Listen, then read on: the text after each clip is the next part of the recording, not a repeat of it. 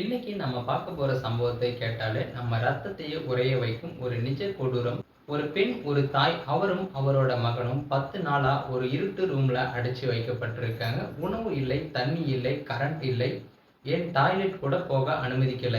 வெறும் 2 வருஷத்துக்கு முன்னாடி தான் ரஞ்சித்ங்கிறவரை கல்யாணம் செஞ்ச 25 வயது பெண் இவங்க. கல்யாண வாழ்க்கை சந்தோஷமா போயிட்டு இருந்தப்ப தான் அந்த குடும்பத்தோட கொடூர முகமும் வெளியே வருது.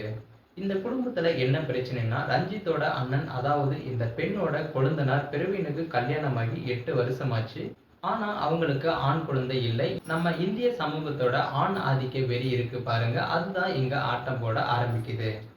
இந்த பெண்ணோட மாமனார், மாமியார் மற்றும் கொழுந்தனார் 3 பேரும் சேர்ந்து ஆண் குழந்தைக்காக பிரவீன், அதாவது கொழுந்தனாருடன் உடலுறவு வச்சுக்கணும்னு இந்த பெண்ணை கட்டாயப்படுத்தியிருக்காங்க. இதை அவங்க மறுத்தும் இருக்காங்க. அவ்வளவுதான் அந்த மறுப்பு அவங்க வாழ்க்கையில ஒரு நரகத்தை உருவாக்கி இருக்கு. மாமியார், மாமனார், கொழுந்தனார் 3 பேரும் சேர்ந்து இந்த பெண்ணையும் அவங்க மகனையும் ஒரு இருட்டு அறைக்குள்ள பூட்டியும் இருக்காங்க.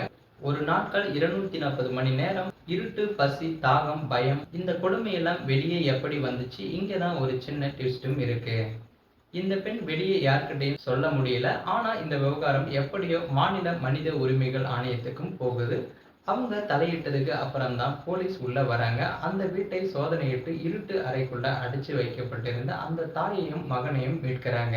யாருமே எதிர்பார்க்காத ட்விஸ்ட் என்னன்னு தெரியுமா? இவ்வளவு நாள் ஒரு தாய், ஒரு குழந்தை பட்ட சித்திரவதை காரணம்தான் அந்த மாமனார், மாமியார் மற்றும் கொழுந்தனார் 3 பேரும் போலீஸ் கஸ்டடியில இருக்காங்க.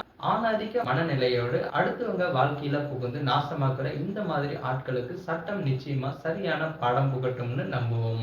இது மாதிரி இன்னும் நிறைய கிரைம் ஸ்டோரி தெரிஞ்சுக்கணும்னு நினைச்சா மறக்காம நமது சேனலை சப்ஸ்கிரைப் பண்ணுங்க. மறுபடியும் ஒரு பவர்ஃபுல் ஸ்டோரியோட உங்களை வந்து சந்திக்கிறேன்.